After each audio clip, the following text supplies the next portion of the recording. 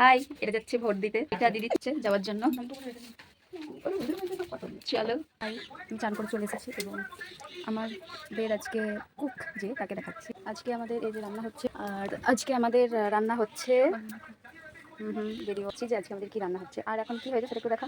কি এখনো পর্যন্ত হয়েছে, এখন ভাজা হয়ে গেছে। সো পরে দেখাচ্ছি কি রান্না হচ্ছে। টেস্ট করতে দিয়েছে, তো আমি খেলাম কষা মাংস। টেস্ট করতে দিয়েছে, টেস্ট আমি একা খাবো না, দিদিও খাবে।